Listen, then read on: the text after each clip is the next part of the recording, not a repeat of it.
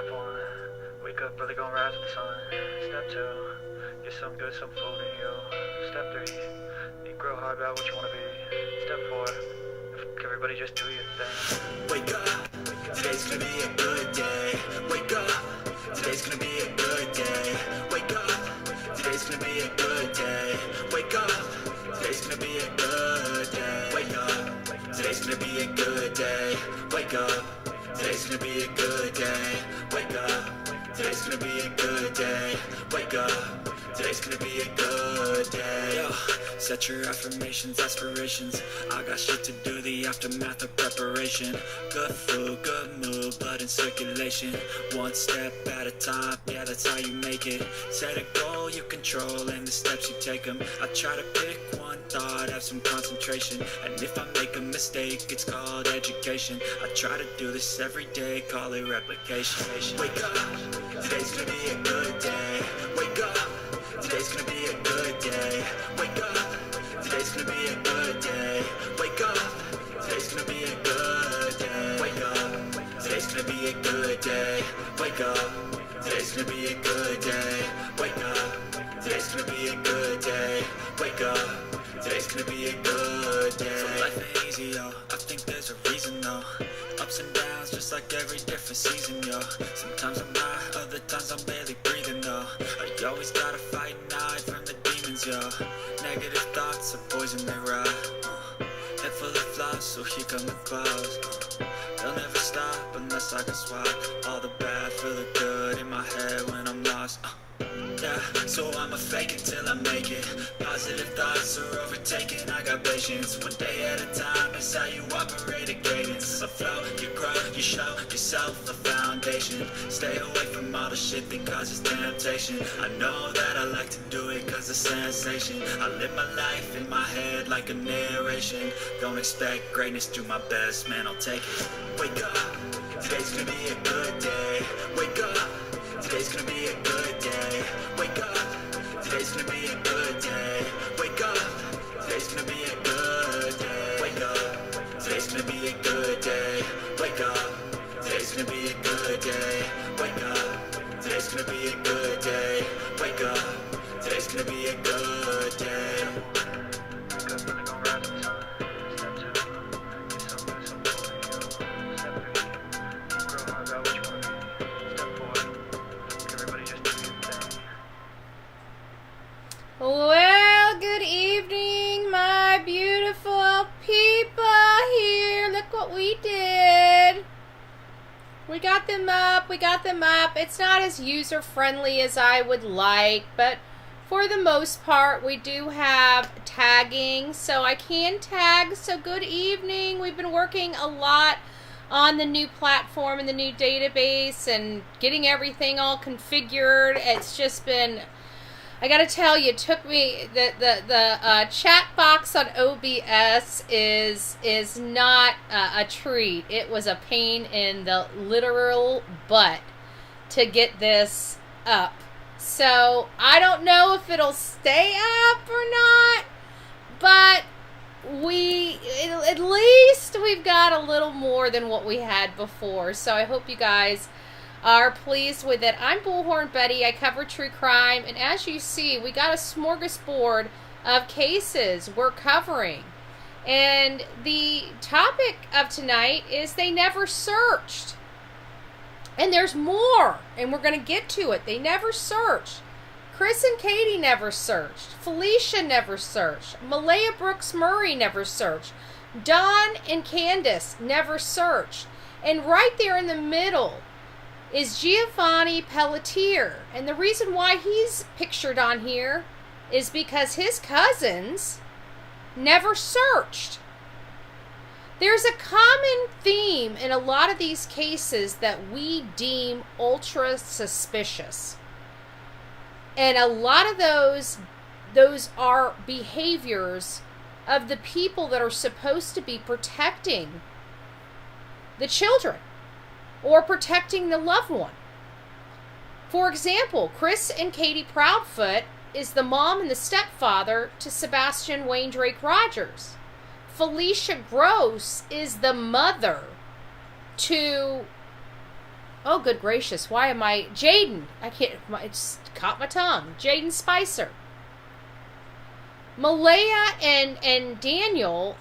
Maleha's the mother. Daniel's the stepfather to Lily and Jack Sullivan. And Candace and Don Wells are the biological parents for Summer Wells. Giovani left with, allegedly, his cousins. And then days later was found dead in a retention pond in my backyard. So there is a common theme with our criminals and suspects. And while I understand many don't like to acknowledge it, we have a lot. So we're going to get all into that here in just a little bit. I want to say hi to everybody. Hey, hey, hey. We had this open for quite a while. Eeyore Blue, the very first to say hey to chat, followed by our beautiful Melody. We have Medic Biker, Sonia. It's nice to see you. West Side Crime Show. Good evening. The Real Me Too up in the house.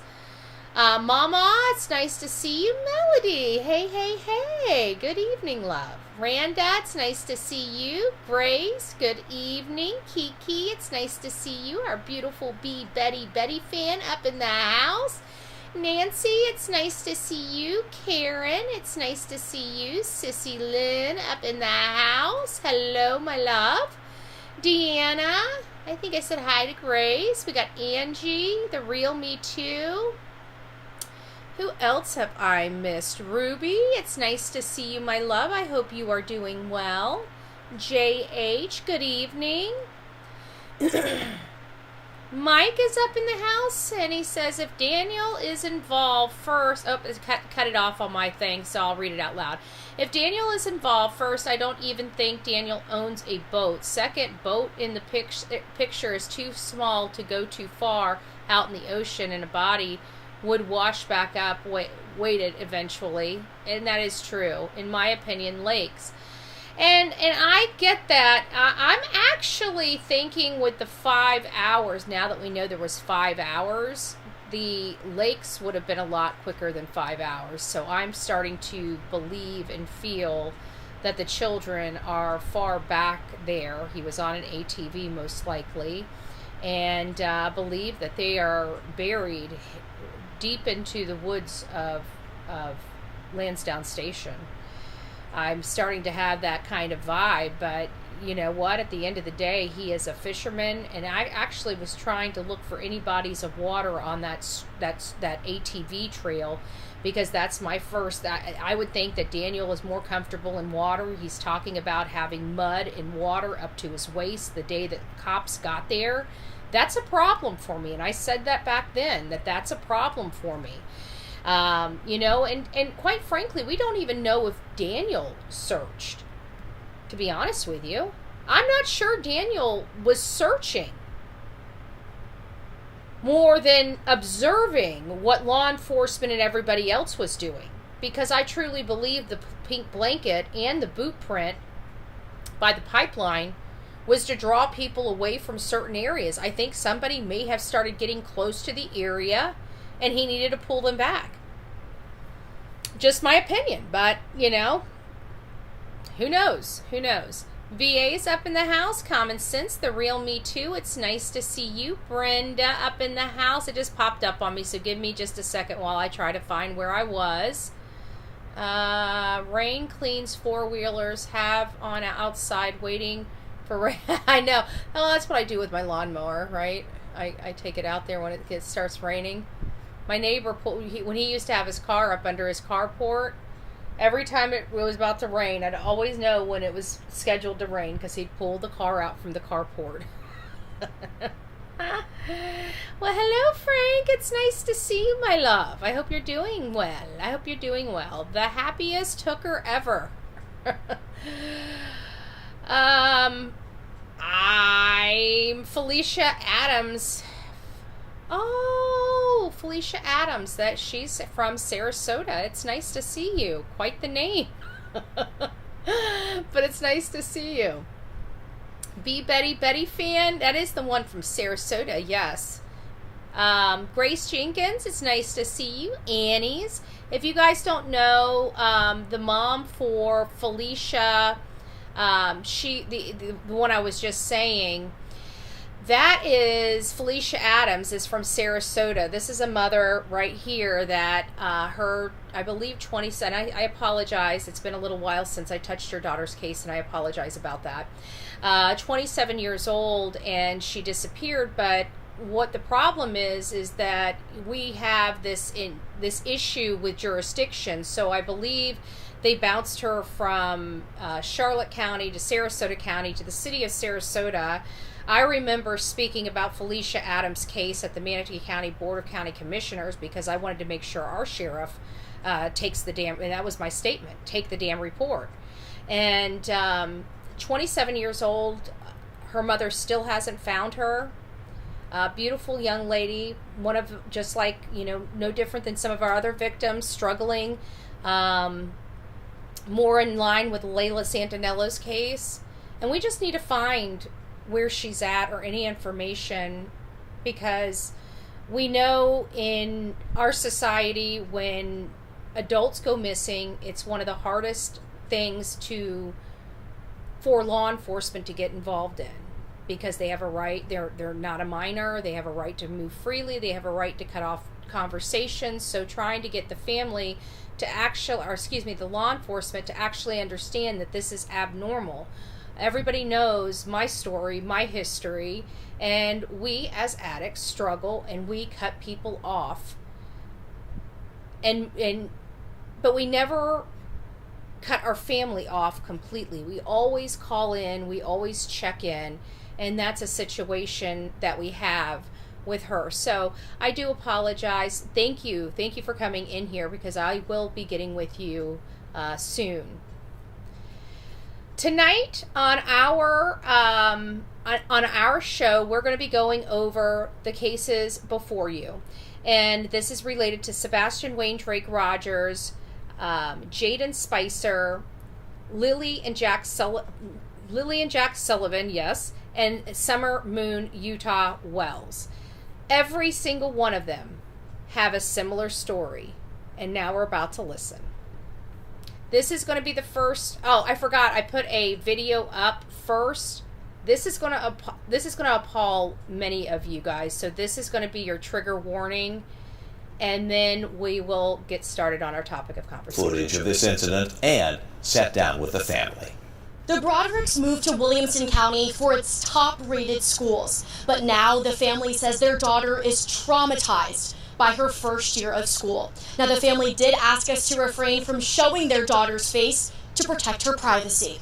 Sean and Erin Broderick say their daughter was excited to start kindergarten at Longview. I'm gonna caution you. I know a lot of you guys. Oh, hey, Strawberry, it's nice to see you. I know a lot of you guys have just started taking your children back to school. So all I'm gonna say is, when your children start not wanting to go to school, you might want to dig a little deeper. And I'm serious about this. This one caught me by surprise. And of course, it's from Tennessee. I have to add that caveat. View Elementary School. But in February, Erin noticed a change. Her daughter didn't want to go to school anymore.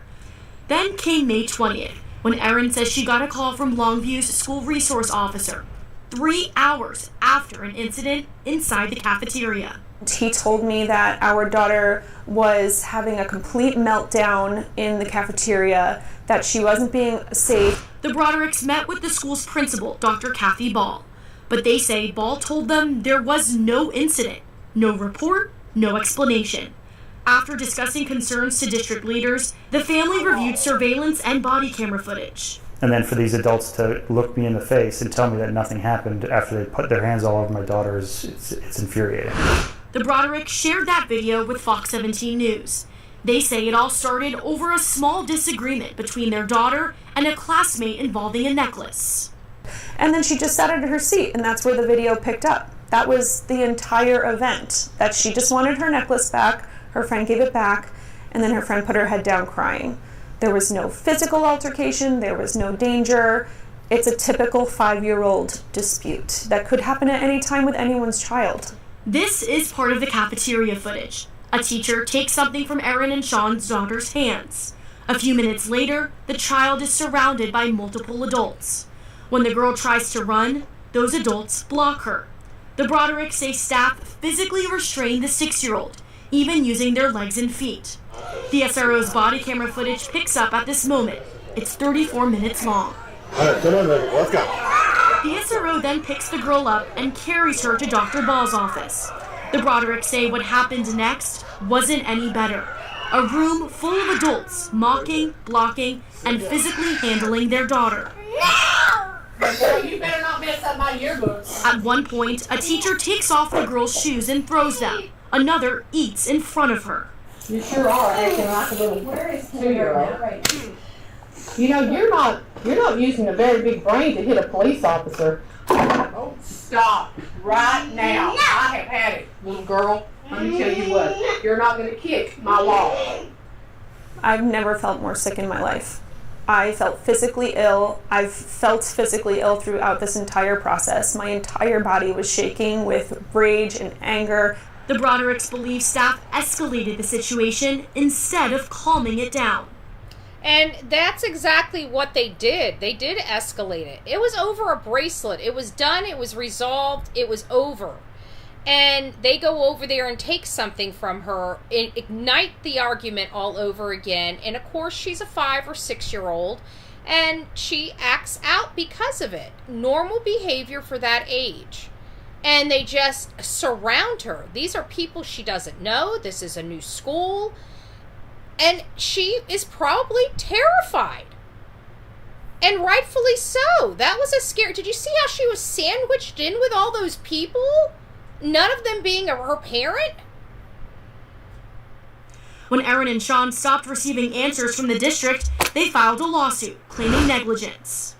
What does accountability look like to you? To me, it looks like the adults that were involved in that are suspended.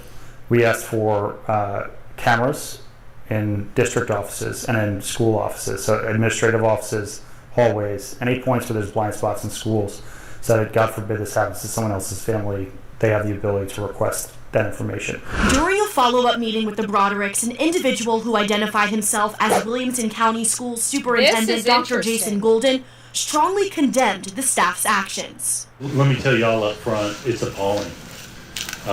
When we looked at it, I'm not sure if he realized he was being recorded. I'm just going to say that. Because it's a conversation, it's an audio tape, it's between him and the mother, and I don't think he realized they were recording this. It was straightforward and simple. This just absolutely shouldn't happen. Do you agree that my daughter was emotionally, mentally, and physically abused in this room? On its face, it looks abusive to me, yes. It's appalling. I don't know how else to put it. On so many levels, So your daughter was done wrong. It is the most unique, most terrible event I have ever seen by far. I can't compare it to anything that I've seen in the 19 and a half years I've been here. Fox 17 News requested the personnel files and any internal investigative files for everyone involved. Dr. Kathy Ball resigned during an internal investigation and is no longer with the district.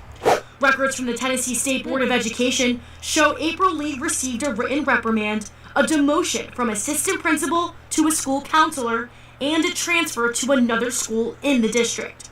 Meanwhile, Sean and Erin say the... So, I mean, we don't need to hear the ending of this, but, I mean, they're pretty much responsible. No matter how you look at it, they're responsible.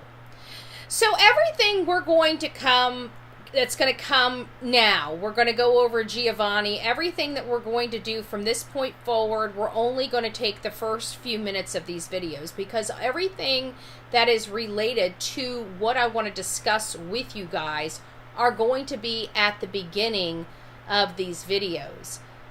Which one was this? Okay, yeah, this is next. So this is related to Giovani Pelletier.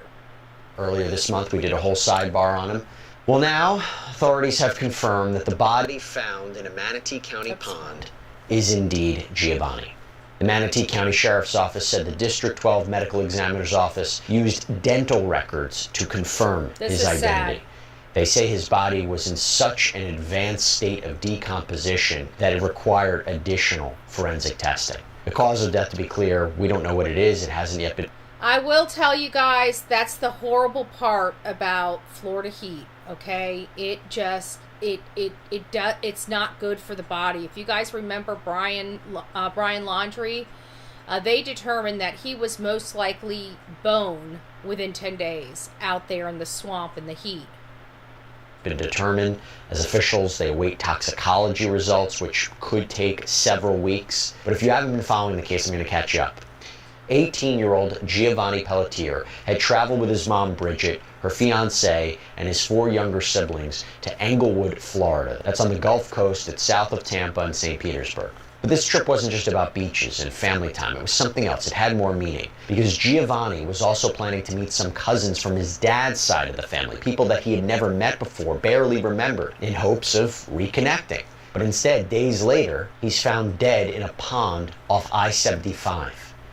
This case is complicated. It stretches across multiple Florida counties and involves several different law enforcement agencies. It includes conflicting accounts of what happened in Giovani's final hours. So I want to walk you through the timeline here. Now, Giovani... Conflicting accounts. Again, the first few minutes of this, let me go ahead and grab this link and pop it in here. If you guys want to watch this whole episode, we're only going to take a few moments of it. You can... Oh, good, it did. I didn't know if it was going to take me to the website or not.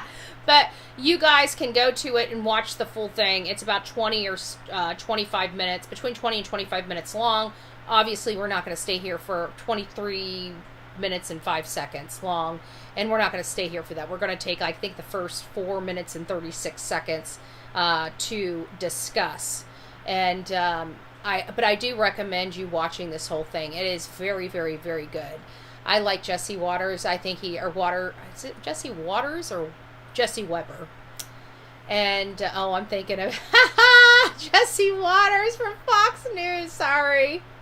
Grew up in the Raleigh, North Carolina area. But until age 4, he lived in Florida. And after turning 18 this past April, Bridget, his mother, says he became very curious about his father's side of the family. She's of Italian and Puerto Rican descent. His dad is African American. And Giovani wanted to connect with that part of his family tree. Before the trip, he joined a group chat with 3 paternal cousins. And then you go to August 1st at around 1:30 a.m. Those cousins apparently picked him up from Englewood. They were reported... I'm sorry, we've already talked about the timing. It was not good. But there is something interesting that we learned from this news reporting. Headed to Mims, that's on the other side of the state. It's several hours away. Now, why the cousins, who apparently had never met Giovani before, picked him up so late at night, that we still don't have an answer for at the time of this recording. And by the way, the cousins' ages haven't been made public either, so just keep that point. But not long after leaving, Giovani sent disturbing messages to his family. One to his mom simply read, "Mom, help." Now, Bridget was asleep at the time. We're about to find out something else that I did not know. We knew about the mom's text, but we are about to learn a little bit more. And this is what's so sad, is he didn't just stop at his mother. He called several people or texted several people for help. And the time of night, nobody was awake. It's just sad. She didn't see it until the morning. He also apparently sent similar messages to his grandfather, his aunt. And by the time Bridget checked her phone, she had missed a FaceTime call from Giovani. And there was a voicemail from his paternal grandfather saying there had been, quote, some kind of altercation, and that the cousins had left him on the roadside in Bradenton. It's about 50 miles or so away from where the family had been vacationing. That's the allegation. Now, Bridget apparently tried to track Giovani's location using his phone's GPS. She found his backpack, she found his phone inside, and this was near State Road 70 and I-75. But here's the thing. She later told People magazine, "My son eats, sleeps, showers, breathes his phone." She said he would never have left it behind. So how did Giovani end up outside the car? Well, according to Bridget, one cousin later told her that they'd smoked marijuana with Giovani after picking him up. Now, you guys know I was going to stop it there because one of the things I said was if we have to take the cousin's stories as true, what would make him flip out? And what did I say? Substances. Now they're saying just Mary Jane, right? The problem is this day and age, when you purchase something off the streets, you don't know what is in it, okay? You don't. In this day and age, they are putting that fent in just about everything. Just about everything. Including green, if you're buying it off the streets. Why? I have no idea. But that's what the reports are saying, that, they're doing these busts, they're testing the products, and the products are coming out with fent. Now, it might be just being stored in the rooms with it because it only takes so little of it. Who knows? But, and Michelle says, if he hasn't smoked before, he would become paranoid. Paranoid to violent? I mean, it's green. Even if he became paranoid, I'm not sure it would make somebody start wielding a pocket knife. You know what I'm saying? Not that I'm...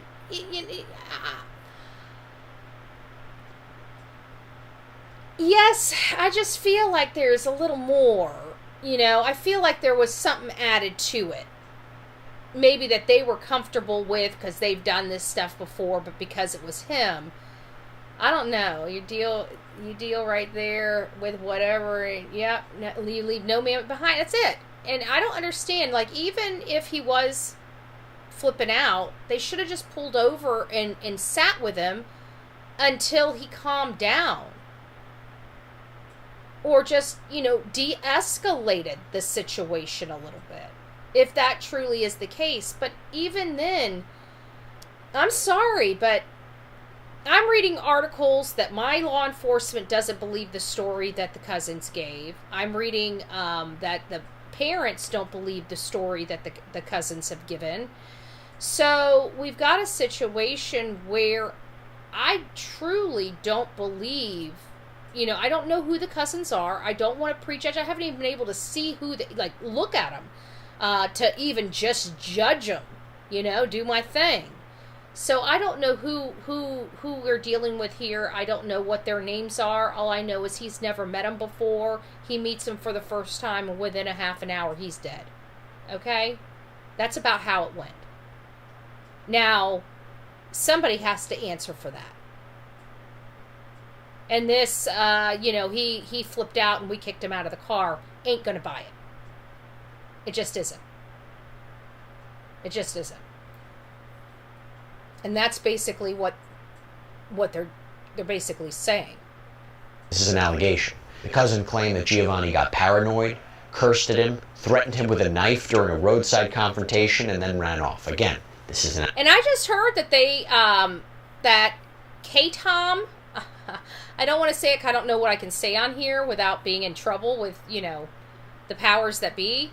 But that K-Tom stuff that you used to be able to pick up at the smoke shops and stuff like that, apparently that is now banned in the state of Florida, and I'm thankful. I don't know what it was, but people that have told me stuff about it, they said it's bad news. It's bad news. And this chick on TikTok, I guess she works at one of these shops, and she started describing the mentality of these people. And she says it was absolutely full-blown ADDICT, ION. With this K-Tom stuff that they sell at these things. So those are done. And I keep wondering, you can pick those up, you can pick that stuff up literally at the corner store. Could that have been mixed in with it? But I always felt if he did flip out, there were substances involved. And now we're hearing for the first time, Mary Jane, which is a low level, but still, again, just like some people said in here, first time, But 18 years old, North Carolina boy, well, I don't know. He looks like a mom. He looks like a sweet boy. He really does. He looks like a sweet boy.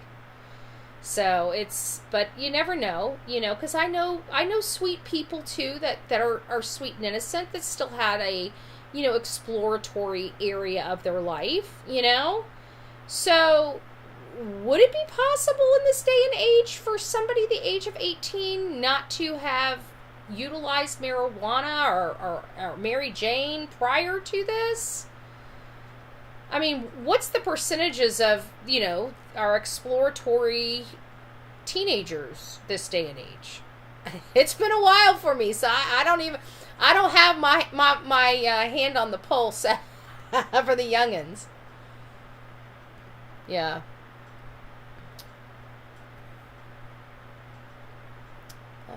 I meant not violent, just paranoid. Yeah. Well, they're saying he wielded a knife and, just things that are a little weird. They must, for him to flip out like that, if they truly did nothing to him, he must have gotten a really bad vibe off of him. But again, his cell phone was in his backpack, and they found his backpack on the side of the road. And it sounds like his backpack was on the side of the road a little further away from him.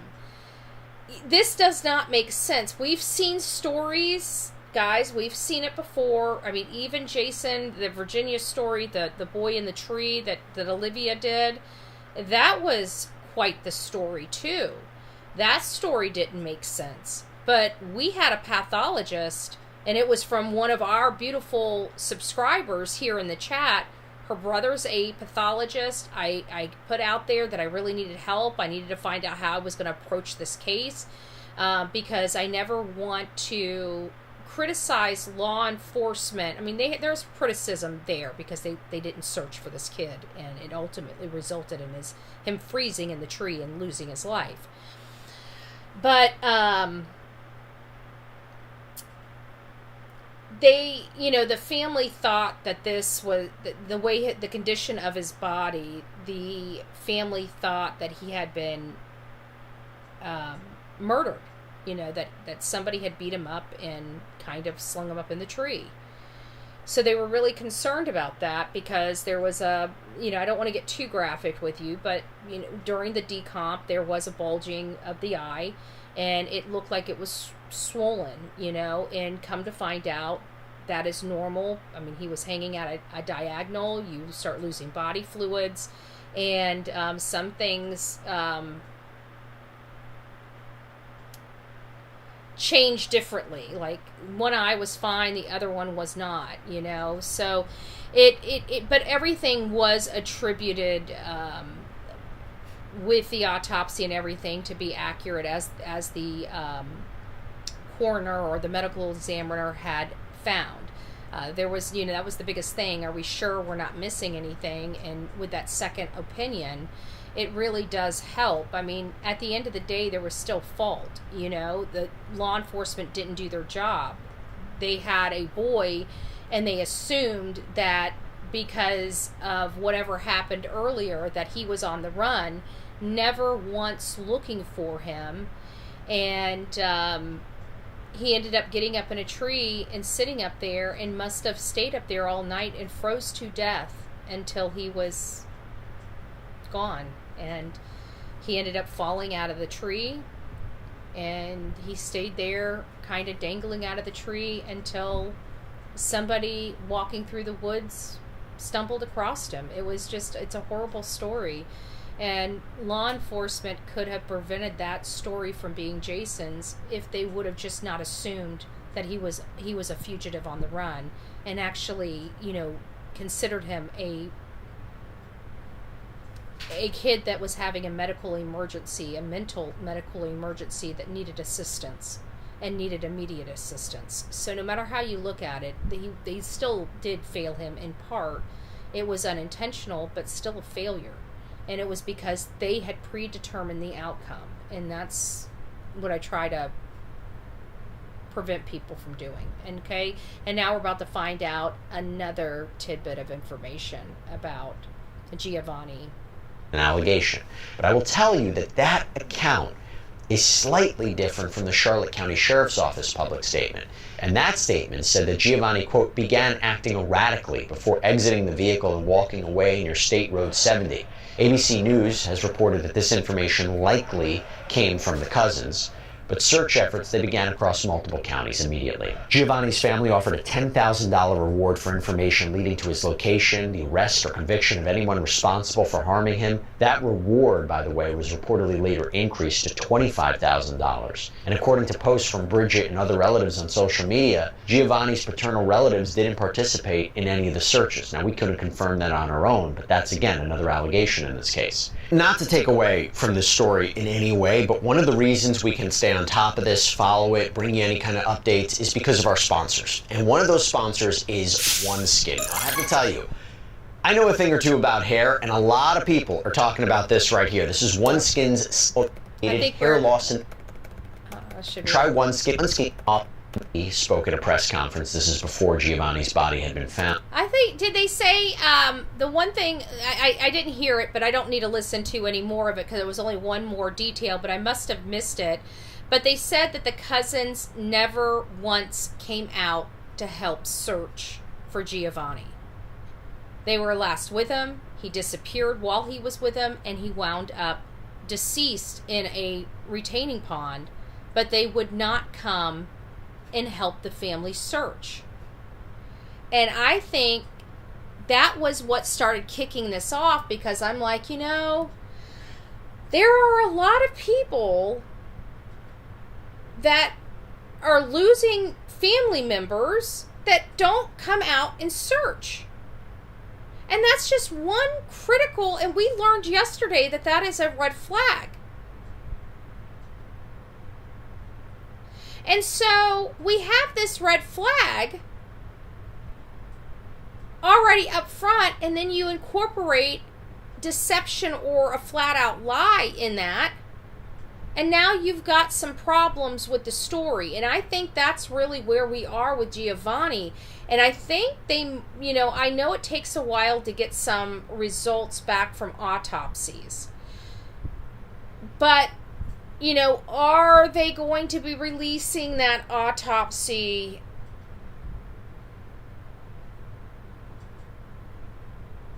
right away? I mean, I feel like they would digest the information before it was actually released to the public. Why is this thing not doing what I need it to do? Oh, I know why. Hold on. Let me see if I can do it this way and do this way. I forgot I cut part of my head off earlier today when we did the first live.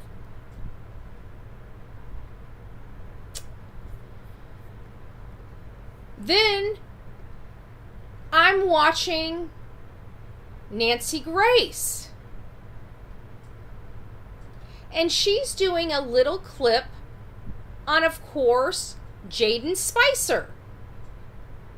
And you will never, oh, thank you, Lady Freedom. Look at that. We were able to put that up. Now we've got the showing of the chat. It's kind of cool. I like it. Thank you. I wonder why my gift one's not dinging. Maybe it'll take a second to ding. I don't know. Should come up like right up here somewhere. You probably can't see my up that way. It's not dinging. I don't know what I did wrong. Oh well. Maybe I needed to go and who knows.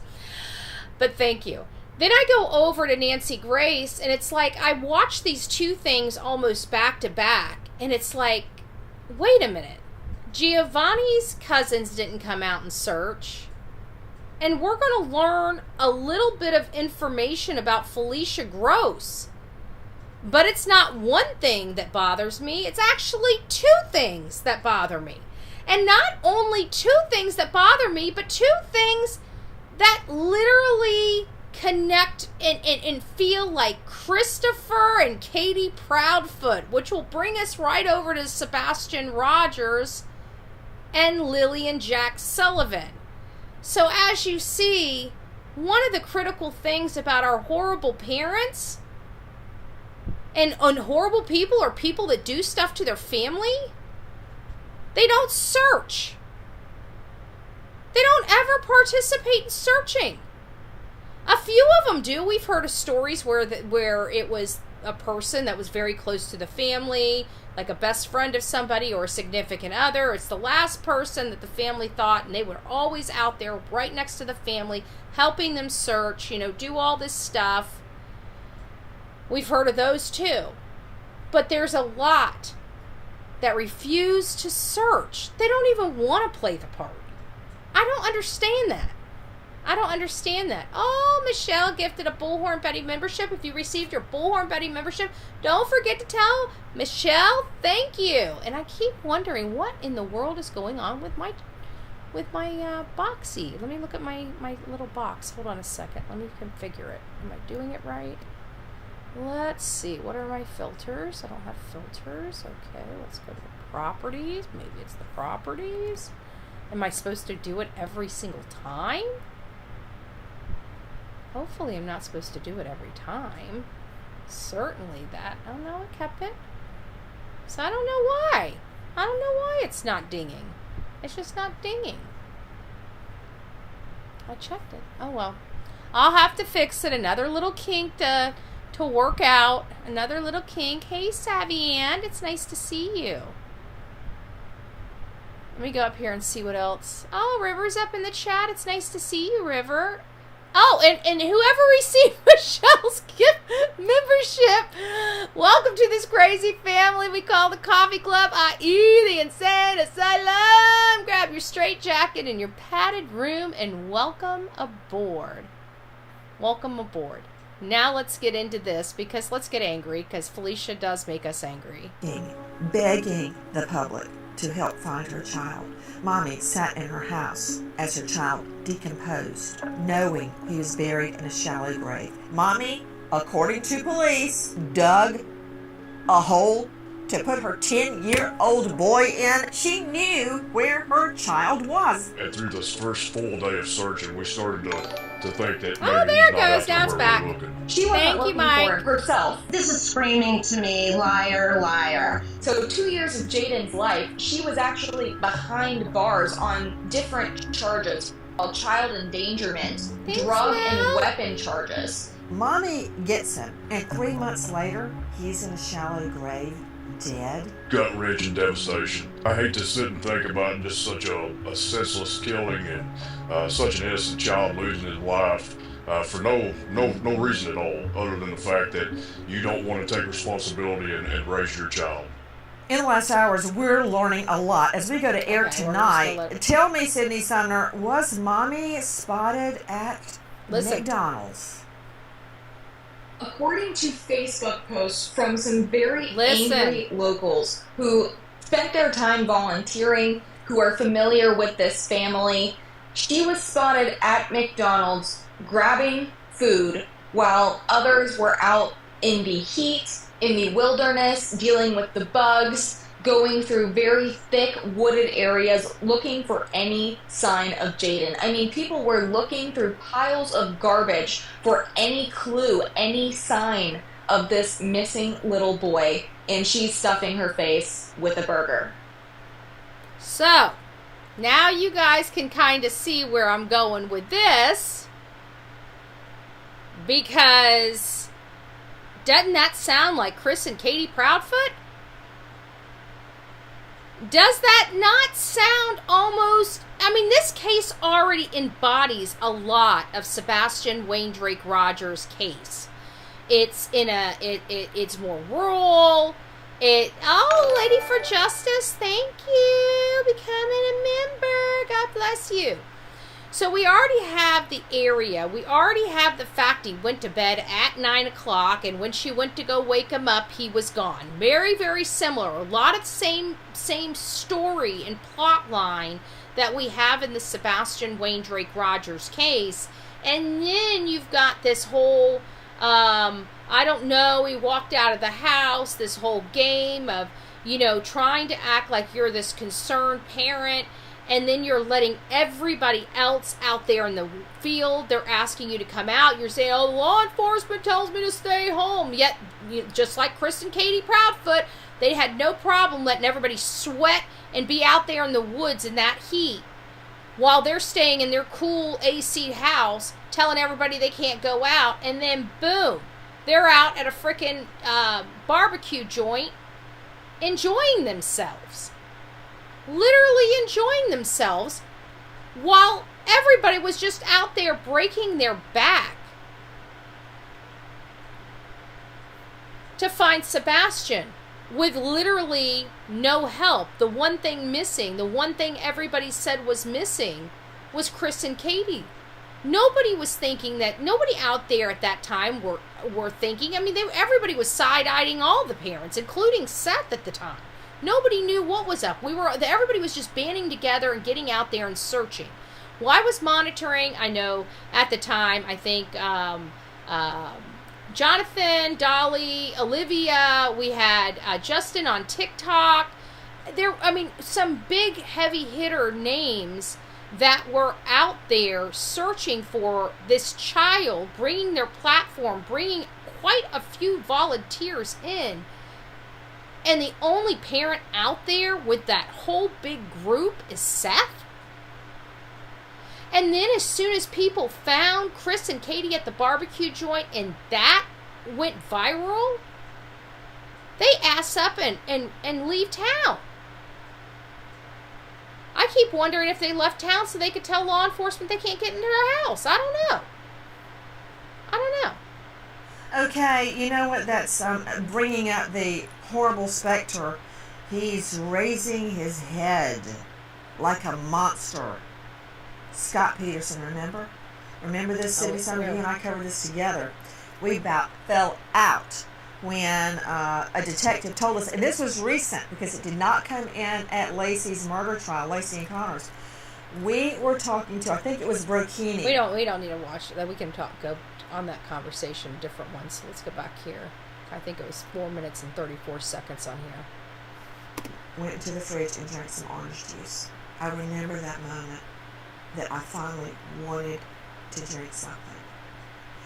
Now, you need to hear that. Hold on, let me go back. You guys need to hear that. She talks about her. My fiance was murdered. Right there. I remember losing down to 89 pounds. The thought of food nauseated me. And I can still remember the first thing I consumed.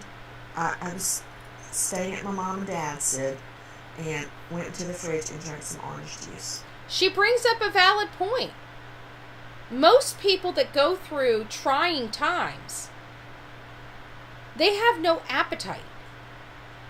And that's true for me as well. When I was going through my divorce, I think I lost 60 pounds in a matter of months. It was massive weight loss. And it's because I didn't eat. I was going through a lot of emotions and stuff and dealing with, me wanting a divorce and, how that was going to look like for our family. How were we going to split everything up? How was all this stuff going to work? Granted, it's not a missing child or anything to that degree. It was, a divorce. Very minor in the grand scheme of things. I didn't have, children with the man.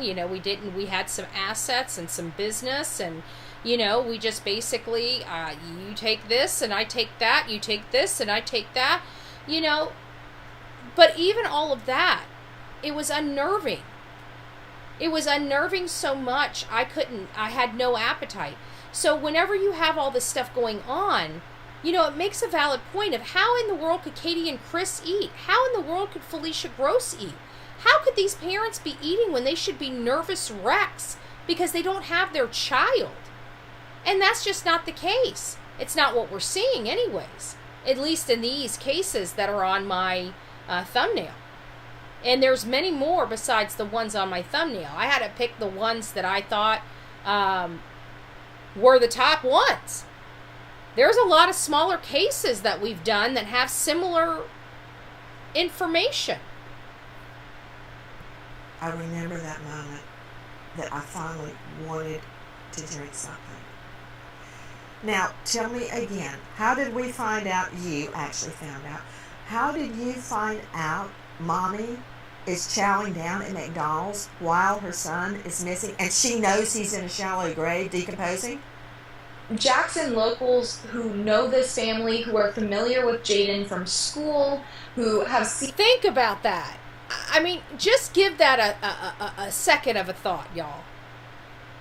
She's sitting here at McDonald's enjoying a burger,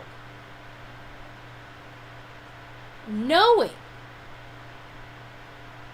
that her child is literally in a tote in a shallow grave decomposing.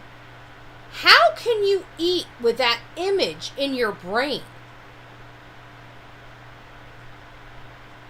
Just make that make sense. Like, even if she did do something she didn't mean to do, how could she not help, not play the part? Just, it's much like Chris and Katie's demeanor. It really is. She didn't want the interviews. She didn't want to advocate for her child through news. She wrote a letter like Candace. You guys remember the handwritten letter from Candace? Remember that? So that brings in the Summer Wells case. She tells them, just walks out and probably gives them the story of the grandma to help sell it. Who knows? I don't think law enforcement bought it too much. Seeing Felicia Gross around town are angry. They are up and they are posting about all of the things that she did and didn't do during the search for her missing son. So someone said, oh, I saw her at McDonald's getting food while other people are out looking for her kid. Wow. So people are not happy about this situation and that she blatantly lied and led people to believe there was hope to bring Jaden home safely.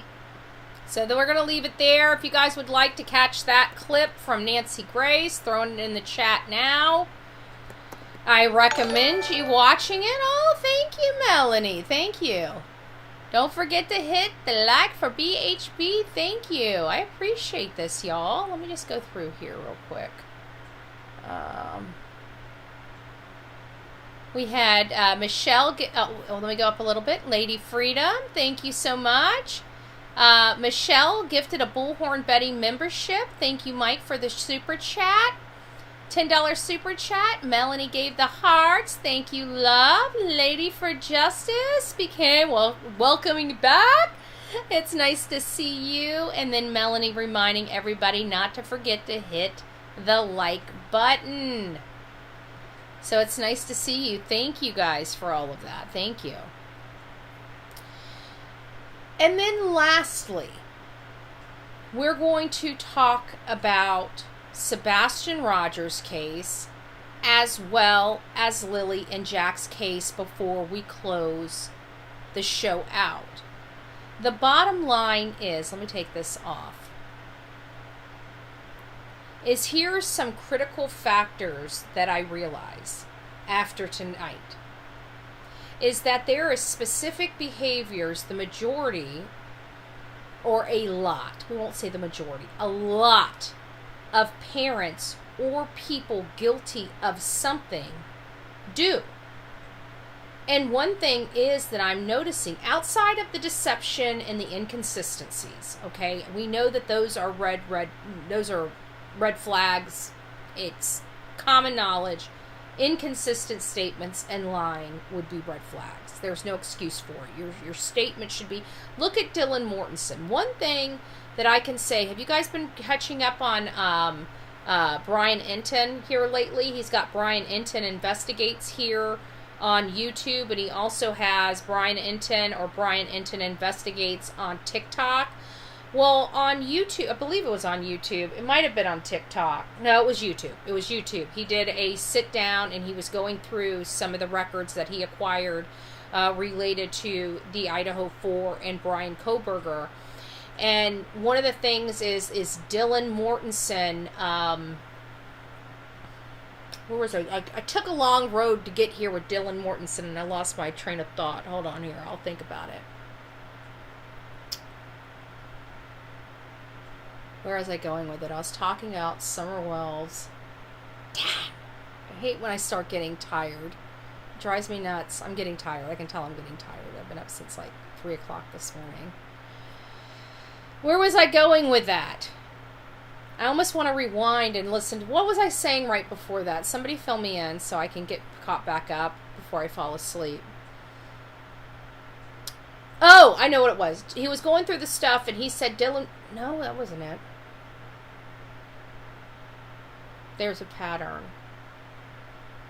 I was talking about a pattern, but I don't know how I was segueing into Dylan. I was taking too long to get to the point. And it'll come back to me. It always does.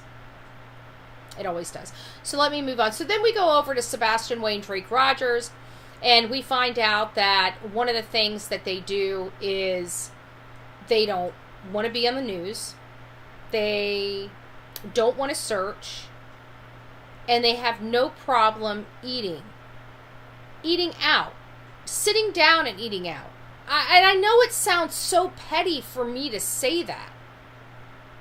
Oh, comparing guilty of the parents. So it must have been something related to guilt with Dylan. There's something. I'll get back to it. It'll come back. I don't know what I was thinking about at the time. I'm starting to get tired. So when I start getting tired, I start looping around. And that's what took me by surprise when Felicia's mom was in here. I'm like, not only that, but I was supposed to call her. And I get so sidetracked here because I got all the court crap going on. I got this going on. And then all these breaking cases. And it's like I get sucked into it. It's like I tell myself I need to make the call. And then, like, obviously days have gone by and I still haven't even called her. So that's probably my little cue that I probably need to call her. And not only that, but I did cover Felicia Adams' case. I actually went and spoke to my Board of County Commissioners about her case because I want to make sure that we don't sit there and have parents running all over different counties and stuff like that. But getting back to Sebastian, we know that they didn't want the cameras. They had no problem going to the store or going out to eat, sitting down and eating. And it, like I said, it's so petty to think that going down and sitting and eating. But when you have a child missing and you've got 50 people out in the woods sweating their butts off, out of state, away from their family, and you can't even show up or tell them thank you. And when they ask you, are you coming out to help search, and you tell them no, law enforcement tells you you can't go out of the house, and then they see you at a restaurant sitting down and eating, it pisses people off. It's highly disrespectful. People are out there to help that family. They're doing it out of the kindness of their heart, not to be taken for granted. And I feel like these parents that do these horrible things to children, the searchers are just pawns, just for the orchestration of trying to say the child's missing. And I believe every single one of these parents have done the exact same thing to these children. In all of these cases, except Giovani Pelletier, because it's a different dynamic altogether. He's got cousins, still family, but not like a mom or parental figure. The rest of the four, the ones in the 4 blocks, are parents of young children that have disappeared. And so far, out of the 4 families on my, and Giovanni's, outside of the 4 big block families behind me, only 1 child has been found. Sebastian Rogers still remains missing. Summer Wells still remains missing. Lily and Jack Sullivan still remain missing. And I truly believe Jaden Spicer would remain missing if law enforcement didn't get into Felicia's head. They must have got her where it hurts, because had she not opened her mouth, he might not have been found either. And we have to look at that. Because where did she put him? She put him 19 miles away in a Tupperware container and dug a hole and stuck him in it. Every single one of these cases could be identical to that. No rivers, no streams, no mines, just that simple. 20 miles away off a desolate stretch of roadway where they can work without anybody seeing them. I believe it's possible.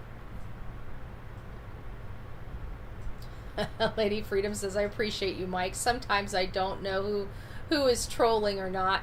My mood is a factor. That was me years ago.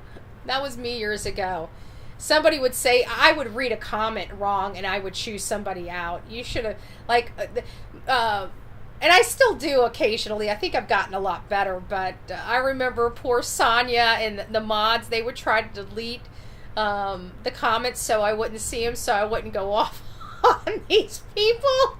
And behind here, I can see when they delete them, and it gives me the option to view the message, okay?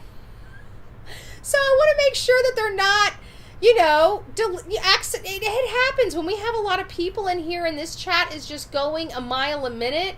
You accidentally hit something, Betty. You're earning your keep. So you're accidentally, and I remember there was somebody, they would just say something and I'd read it wrong and I'm like, blah, blah, blah, MFer, blah, blah, blah, and they're like, Sonia's like, I think you misread it. I'm like, oh, did I? I am so sorry. Well, it happens. You guys see the people that stuck with me during those rough, it was rough. It was rough. It was really, really rough on this channel. I'm glad it's relaxed. Well, it's not that it's relaxed. We're just controlling our chat, I put drastic measures on our chat to keep our chat under control now, because when I first started out, I didn't know. I think just like anybody and everybody was just coming in here and they would just say just horrible stuff. It was just awful. And so I don't know. I'm thankful that I don't read the deleted messages as much.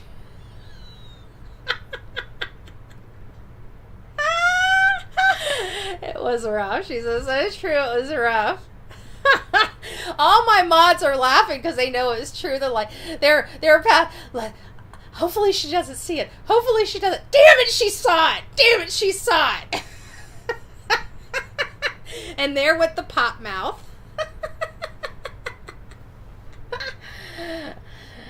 Well, I don't have as many angry subscribers saying, I didn't do nothing to you and you just yelled at me. I'm sorry.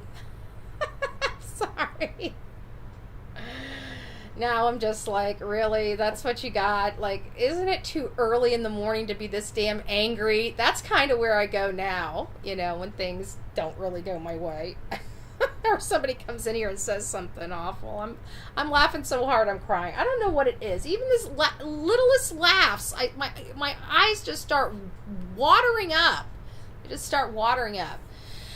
Anyways, guys, that's really all I have for tonight.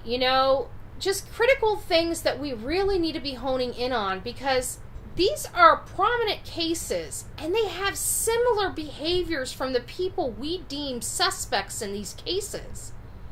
And I think it's a clue.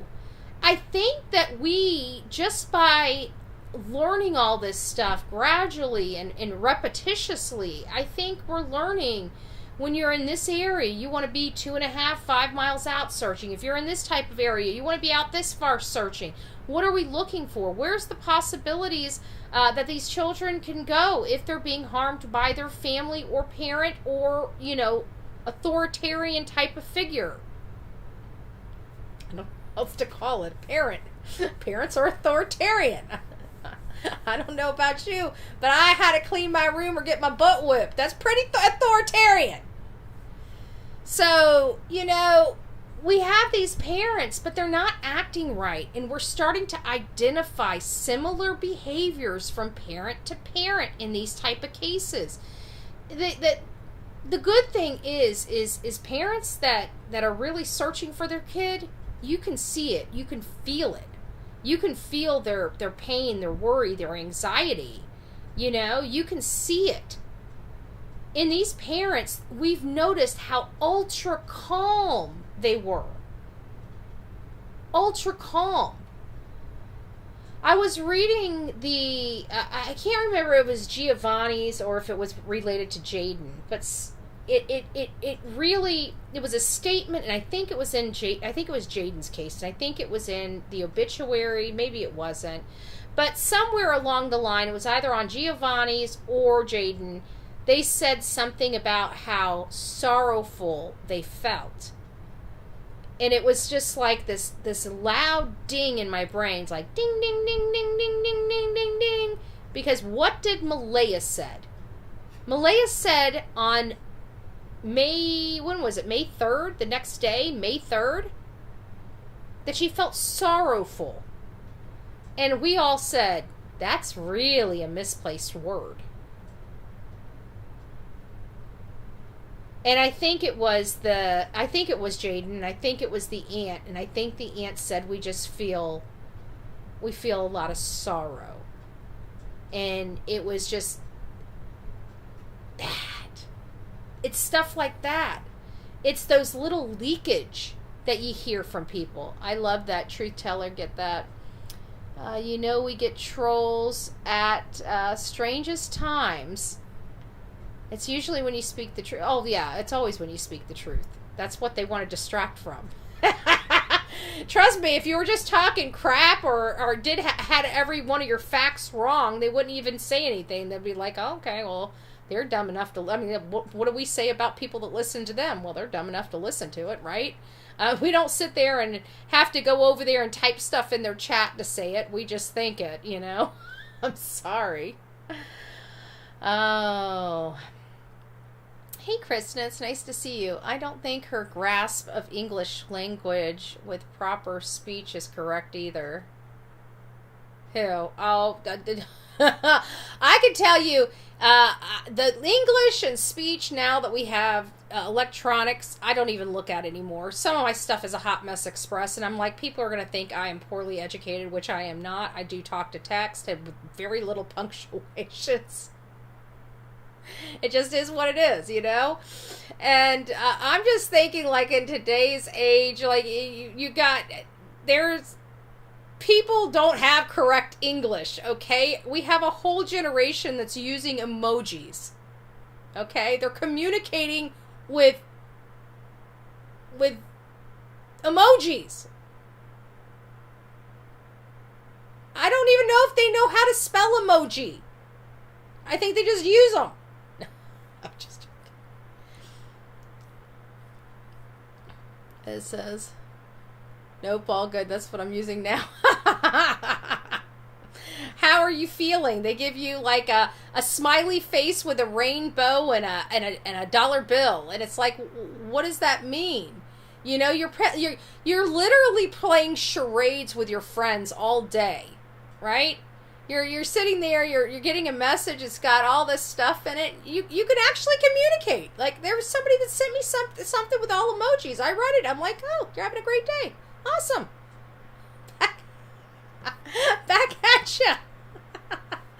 They basically gave me a thumbs up my backside, said go sit and spin. I'm walking into a whole bunch of conversations here. My grammar has been screwed since spell check. Oh my gosh, spell check's the worst. You know what frustrates me the most about spell check is when I spell the frickin' word right. But because I spelled the word before it wrong, it adjusted my corrected word to correct it to try to adjust for the incorrect word. That drove me nuts. It's like I spelled the word right. It was the longest one. It was right. It was only the "the" that should have been "them." And it changes the whole word. And it was spelled correctly. That's what drove me nuts. I turned it off. I turned my spell check off. That's probably why you guys get so much spell checks. Because that drove me nuts. So I turned my spell check off. So now you guys, if it doesn't make sense, you need to, I'm a little machine. You better Pictionary that. or whatever that thing is, whatever it's called, where you have to try to figure out what they're trying to mean. Is it Pictionary? It's not Pictionary, is it? It says I know how to spell, then I mess up. Watch the language you put into it, because sometimes when you put it in the English language, it comes up with bizarre things, especially if you speak with an accent. I don't speak with an accent, and it doesn't understand what I say either. It drives me nuts more than anything on talk to text. It's the R, hour, and R. I clearly they sound differently. Our family. Are we going? Not are we going? So it always it's like it always screws it up. Every time I want our, it puts something else, And, anyways, I'm done. Okay, now we're starting to get into left field. I'm tired. I'm delusional at this point. We're talking about emojis and God knows what else. Especially when I'm peed off. Regional diction. Oh, I'm over here. Oh, hey, SRK. Heard someone say Daniel was up tweaking all night and they found out they meant twerking. Daniel up all night twerking. Oh, good gracious. Please don't tell me that. That ain't even right. He too thin. I'm sorry. You guys may say I'm too judgmental. Okay, I'll be too judgmental. But I'm sorry. Thin chicks should not be twerking. I'm sorry. You guys got no ass. No ass at all. Hate me, love me. I speak the truth. You don't have to like the truth. I'm just saying. Unless you got some booty, you should not be twerking. And that boy, Daniel, has no booty. He's too thin. He's too thin for the twerk. He's too thin for the twerk.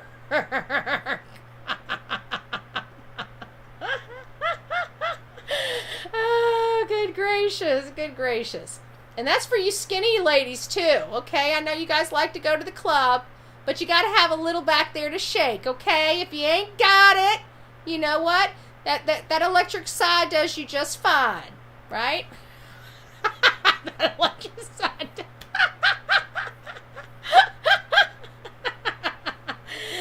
Too much booty is scary too.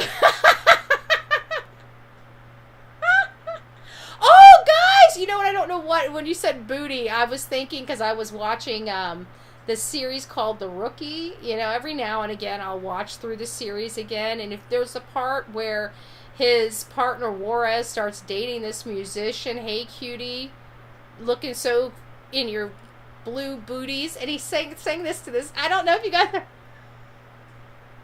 That's what it just made me think of. This song that should be out of my head. All right, guys, I am over it. I'm too delusional at this point. I need to go to bed. After I drink my caffeine. Don't hit your... I'm sorry, Delilah. Aw, I slammed my drink down. And Delilah popped up and hit the table with her head. Oh, Mommy's so mean. I'm sorry. You guys heard that too. I know you had to hear that little knock. That was her poor little noggin. Aw. Well, you must have a hard head like your mama. She didn't yelp. Must not have hurt that bad. Fruit don't fall too far from the tree, neither does the nuts. I'm just saying, not playing. All right, guys, you guys have a wonderful evening. Thank you for coming and hanging out with me, and we'll keep rolling out with this good content. Hopefully my brain and everything's, my mood starts getting better so we can start having a little more fun on here. But when I'm dealing with court stuff dragging on for weeks and weeks and weeks and weeks, it puts me in a shitty mood. Okay, that's just all there is to it.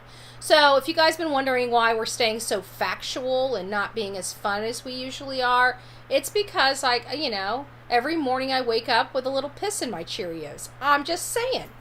That's just the reality of life at the moment. Now I'm working through it. You guys will know when I come here, I don't know what we're going to do. Once all this court crap's over with, I don't know what we're going to do. I think we're going to have a first annual BHB bash somewhere. And I don't care if 2 people show up. We're having the first annual bash. It might just be me partying with me. I'm fine with that. But we're gonna pick a date. We're gonna pick a place, and the people that can make it, and the people that can't, well, we'll record it. We'll go live. We'll let you see how much fun we're having. And maybe you guys can consider making it on, I guess the 2nd annual BHB bash. There you go. All right, guys, rock it out with your coffee beans out. Don't forget to be fearless. If you see something, say something. An ounce of prevention is worth a pound of cure. And until next time, please be safe, but more importantly, kind to one another. And we will be back now tomorrow. It depends on when I wake up. If I wake up early, I'm rolling with the show early. So if you guys can catch it, catch it. If not, you guys can catch it on the replay. So I love you. God bless, and have a great Friday night. And remember, if you're drinking, please don't drink and drive. God bless.